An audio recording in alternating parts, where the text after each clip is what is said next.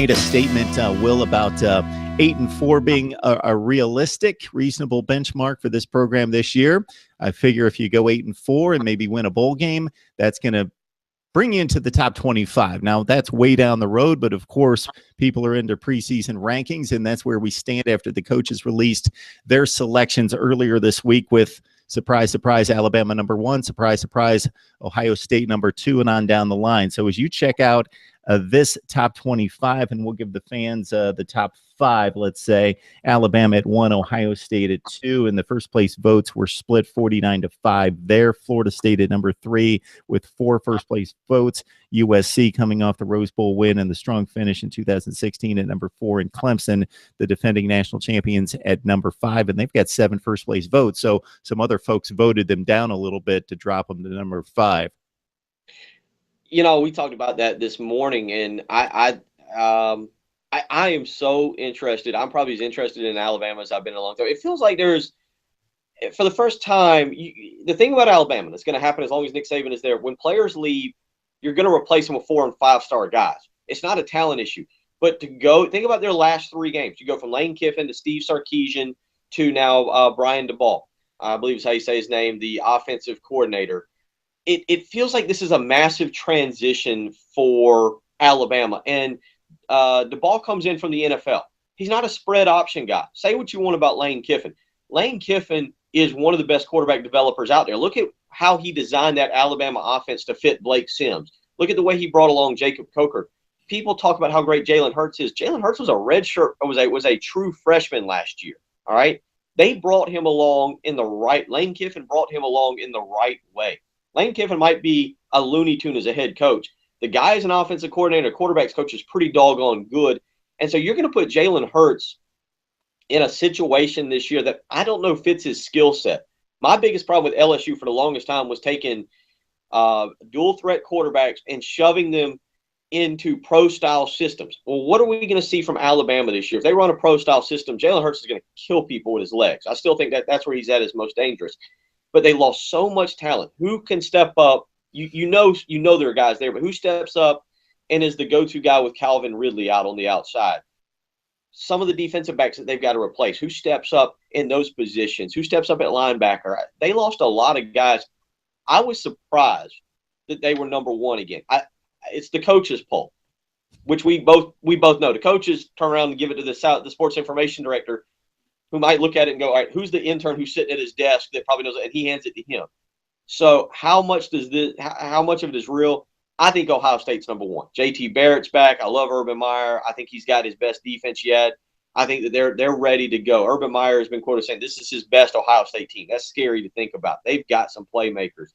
I would have Southern Cal at number 2. Love Sam Darnold. I think Clay Helton is the perfect coach for them. He is the guy who doesn't have to be front and center like Pete Carroll, like Lane Kiffin, like Steve Sarkisian. Clay Helton is the perfect behind-the-scenes guy. Let the players do the talking. We know they're talented. I'd have them at 2.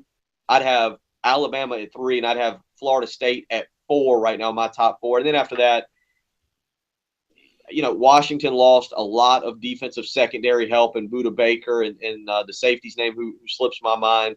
I don't know if I'd have them at 5, even though I love their offense, even minus John Ross. Penn State's back with Saquon Barkley. Clemson has got to find a quarterback. Oklahoma's got coaching questions now with Lincoln Riley coming in. Michigan at 9 lost a lot of talent. Conceivably, we could do this show for an hour, and I could make a case for Wisconsin being at number 5, who currently is number 10. After the top 4, I think it's a clutter of 10. You can make the case for Oklahoma State if you want to, with Mason Rudolph and James Washington being back, and a fairly good defense that they should have. We can only conjecture because we can't talk to all of the voters, which there's roughly 65 of those voters that play into the top 25, or whether you're talking about the media poll or the coaches poll, either one, because there's kind of basically 2 ways to do it.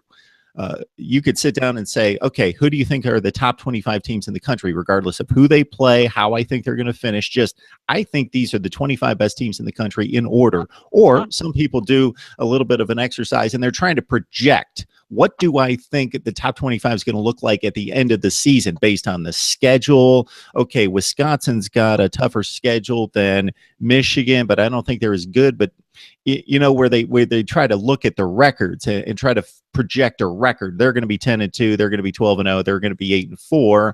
And maybe I think the 8-4 team is just as good or better than the 10-2 team, but they play in a tougher conference. Therefore, they're going to have a worse record. Therefore, I'm going to rank them lower. And I don't think anybody should do that. We should see the games play out. You just rank your top 25 teams.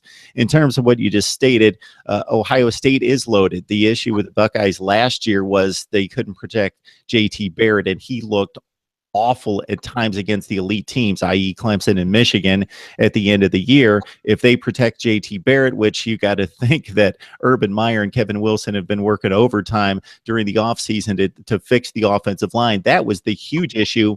Plus, this is always the toughest position to evaluate when you have problems in pass protection, but wide receiver, they didn't have a playmaker, but they couldn't get the ball downfield to those guys. So we don't know, but based on the star ratings, Ohio State's as loaded as anyone at wide receiver, so they should be able to find a couple guys out of 7 or 8 to fill the bill.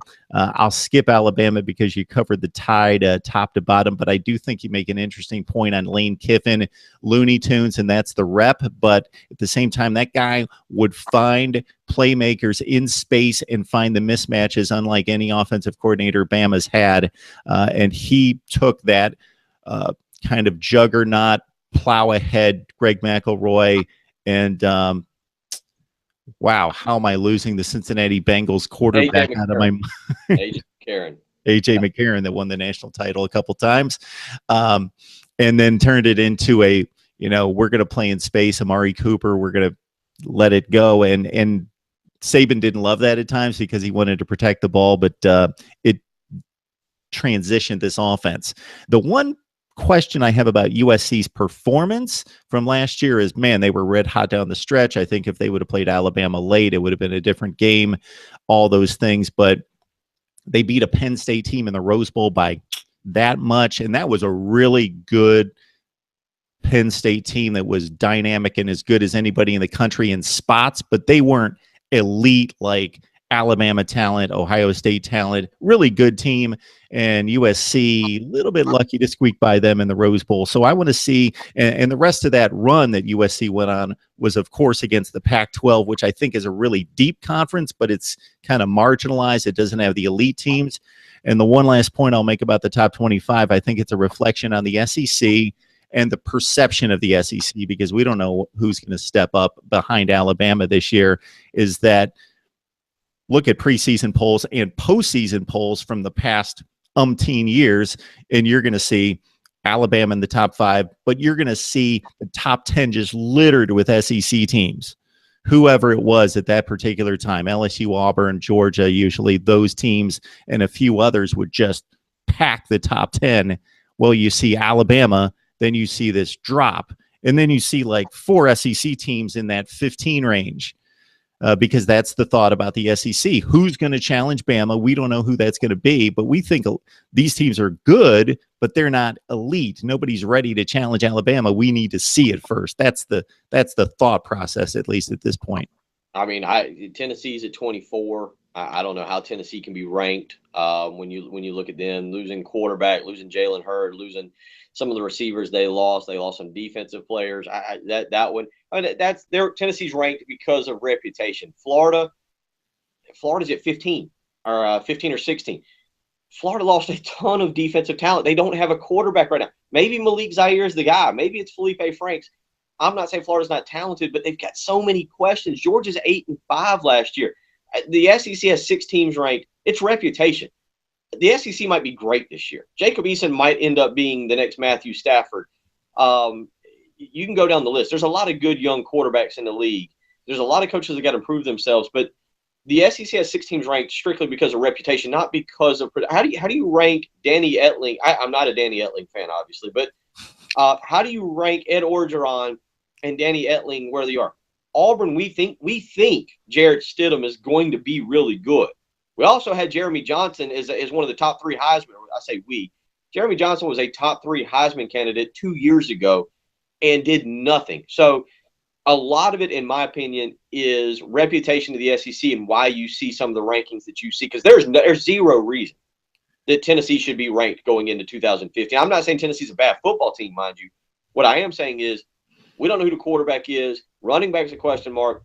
Wide receiver's a question mark. Defensive line, they've got to get some guys healthy. They lost. You're going to take off Derek Barnett and tell me that defensive line gets better?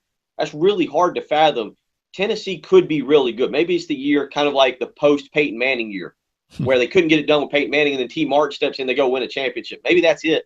But, man, that's a stretch for me at 24. It's funny, Will, because I think what happens is that somebody establishes a narrative, and it usually comes off one game or a collection of games. I'll take you back 10 or 11 years. Ohio State gets blown. Ohio State's considered the team, number one, consensus, got every vote. They get blown out in the national championship by Florida, and suddenly the Big Ten goes from being respected and arguably the best conference to, man, the Big Ten's awful. And then Ohio State turns around and loses the next championship game the next year. And they basically created the entire narrative for the Big Ten for the next 5 or 6 years, that the Big Ten's down, it's awful, and Ohio State's a paper tiger. Okay. The SEC obviously took over and separated itself. And I think that was justified, but I was the guy waving my arm saying, okay, this has become groupthink. And that's just, every college football fan has been told now the SEC is the best, and it's not even close. I certainly thought that the SEC from about 2005 on was the best conference, but I would always go with the counter argument and point out some chinks in the armor and some things that happen, because Bama goes out and blows out Notre Dame in a championship game, and that's all people think of. The SEC, Notre Dame got blown out. Bama, look how good they are. But I would say, okay, well, let's look at the other results and look at the league from top to bottom. And I was always tempering that national narrative to say, I believe that the SEC is the best, but I think it's closer than other people think. Now I seem to have switched lanes, because now the national narrative is, oh, the Big Ten's been really good. Now the ACC with that postseason that they had. So it's either those two. I heard a national discussion just a few days ago, and it was all ACC, Big Ten, best conference, best conference. I really think, and I think it's close, but I would take, if they lined up tomorrow and played top to bottom every conference, I would take the SEC to win. I think it would be close. I don't think it's what it was 7, 8 years ago, but I think the SEC is still that much better than the ACC and the Big Ten. We've had that debate for the last 2 weeks. I've got the Big Ten 1, the ACC 2. Now, this is going into 2017, mind you. This can change very quickly, but going in, sitting here on August the 4th, I've got Big Ten 1, ACC 2, SEC 3. The thing with the SEC for me, like you said, when they were on that dominant streak, think about the coaches. Spurrier, championship. Fulmer, championship. Les Miles, championship. Nick Saban, championship. You had, even go back, and Gene Chizik, not a good coach, but wins the championship. I mean, Urban Meyer. I mean, think about the coaches. Take out Gene Chizik for a minute and put Tommy Tuberville in there. Tommy Tuberville's in the SEC today. Conceivably, he's the second best coach. You look at that coaching roster right now, and you compare it to the ACC or the Big Ten. It's not close. There is too many guys in the SEC trying to prove themselves. And you talk about a narrative, and this is interesting. What is the narrative of the SEC East? Stinks, right? SEC East is down. It's bad. There's 3 teams out of the SEC East that's ranked. There's 3 teams out of the SEC West that's ranked. Seems about right. All of a sudden, you got Florida, Georgia, and Tennessee are ranked again. And if you're going by that narrative, the SEC East is not down anymore. It's back, and it's getting stronger. I don't believe that that's the case either. I think that these polls are what they are, but I would disagree with you. I think the Big Ten right now, that conference. You look at Michigan, you look at Wisconsin's wildly underrated. Kirk Ferentz and Iowa can pull a season out of their rear end like nobody else. Pat Fitzgerald's one of the best coaches in the country, and he's at Northwestern. PJ Fleck's an up-and-comer at Minnesota. And then you go across, you got Mark D'Antonio went 3-9 last year.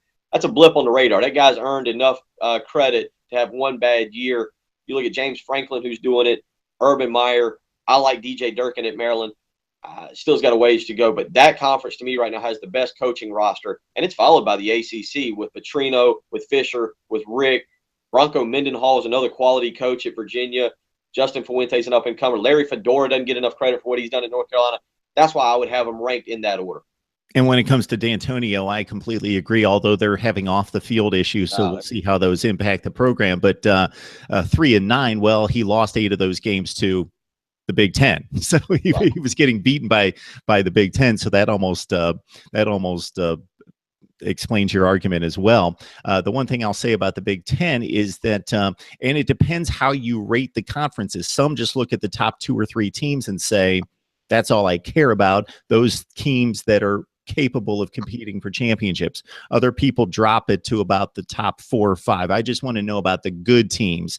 How good are the good teams? And if you're just making an argument for the top 4 or 5, the teams that are going to be ranked in the top 15 to 25 in the country, yeah, the Big Ten can rank with everyone. Once you drop it past then, sometimes people are going to rank the conferences, and I want to know all the way down to number 14. Is Vanderbilt going to play Purdue, and what's that score going to be? But some people don't care about that because they think those teams aren't competing anyway. So what's it matter? So just give me the top 4 or 5. So the Big Ten with the top 4 are extremely strong, and then they've got a deep middle with, like you say, Iowa, Northwestern, Minnesota with PJ Fleck. They were really good last year, beat Washington State in a bowl game. And then the bottom of the Big Ten is not that good. Nebraska's in there. You got to throw Nebraska in there. You got to throw Nebraska in there, and you say DJ Durkin, Maryland, they came on strong last year and played pretty well. And Michigan State's kind of a wild card. We'll see what they've got. But the bottom of the Big Ten's awful. The bottom of most of the conferences is awful, except the SEC doesn't really have awful teams. And you know who doesn't have awful teams, even though they don't have the elite teams, is the Pac-12. They don't have bad, awful Kansas, Purdue teams out there either. Yeah, but I said this, Vanderbilt. I mean, did Vanderbilt go to a bowl game last year because they were good or they were better? Or did they go to the bowl game because they were a byproduct of a very watered down SEC? The people like me that will say, well, the third are going to say, well, it's a watered down league, the middle of the league. I mean, Vanderbilt went to Georgia and won.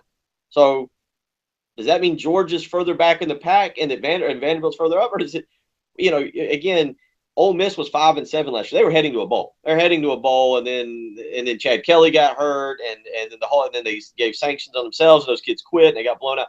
Mississippi State went 5-7 and went to a bowl because of good APR. But let's go back and just use Vanderbilt because you know the national perception of Vanderbilt. Well, Vanderbilt goes and beats last year Tennessee and Georgia.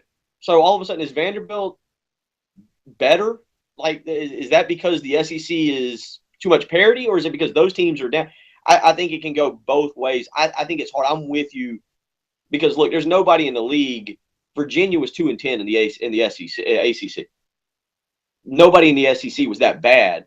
But also, is that because the ACC with Louisville and Miami and North Carolina and Virginia Tech and Clemson, are they that much stronger? I think it's a sports. I call it a sports talk conversation that we have in the off season when we don't have media coverage like we were just talking about that we get into. And Georgia Tech, man, they really made the attention went to Florida State winning the Orange Bowl and obviously Clemson making their run that the ACC was the best because of those two programs primarily. But Georgia Tech's a prime example of why the ACC has risen its game so much. They took on 3 comparable programs in the SEC, and I typically like to point out seedings to people because sometimes they'll say, well, the ACC beat the SEC this number of times. Well, let's look at the matchups and see how these teams were seeded, because sometimes it's not fair when you say Clemson's the best team possibly in the country and they just picked on South Carolina, who went 3-9. Well, you got to take that into context. But Georgia Tech, they beat 3 generally like-seeded programs. They were the 8 or 9 seed in the ACC, and they beat Georgia, Vanderbilt, and Kentucky. So that was a big statement for the ACC.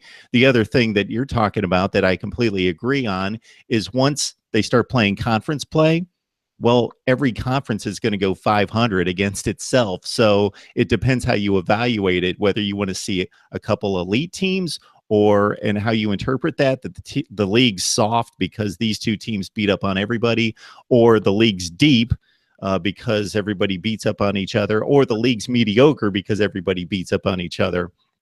So that's why these early season games are so important. Florida, Michigan, Florida State, Alabama, etc.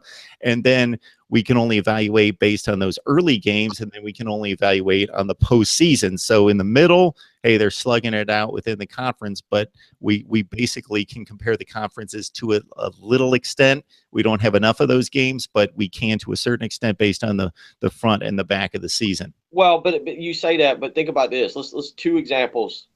Last year, early in the second week of the season, Tennessee beats up on Virginia Tech in Bristol. Now, if that game's played in November, who probably wins that game? We don't know, though. They did play in September. I'd probably take Virginia Tech in that game. Virginia Tech was a lot better at the end of the season. Let's flip that around. Beginning of the season, Louisville and Kentucky play each other. Louisville probably blows them out the water. Kentucky was trying to find themselves. Louisville was rolling with Lamar Jackson. They play at the end of the season. Kentucky wins that game. Kentucky won the game. I mean, that's exactly how it played. So I think it's, I think it's not as simple as just saying, well, it's a preseason. I mean, Clemson Auburn last year. What happens if Auburn plays Clemson late in the season when they figured out their offense, and you got Petaway running the way he was, and the defense has improved, and Clemson had struggled against NC State and lost the game to Pittsburgh. Who knows how that's a different game? Because remember, Auburn's got the ball at the end of the game with a chance to go down and throw a Hail Mary and win that football game.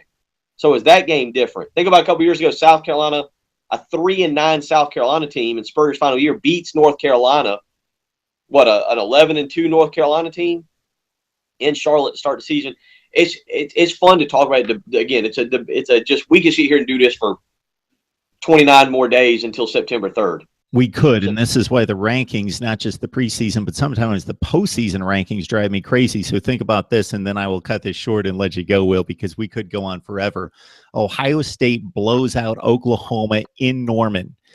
If anybody watched that game, they beat them by 3 touchdowns. They could have put up 60 points. They had 45 points mid-third quarter, and then they just said, we're done, we're good. Let's get out of here. They could have crushed them.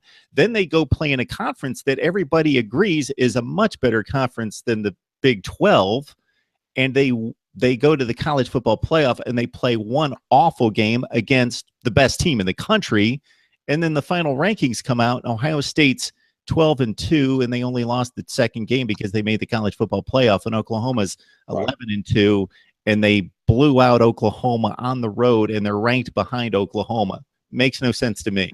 No, I'm with you on that. Rankings are, again, it's all, we can all use different arguments to support our facts and get to where we're trying to go in that argument. All right, Will Gunter, the all-new early game. Catch him right there, 107.5 The Game, and you can download the app if you're not in the Columbia, South Carolina area. We talk South Carolina football each and every week on Mark Rogers TV, so please join us each and every week. Will, have a great weekend, and we'll catch up with you soon.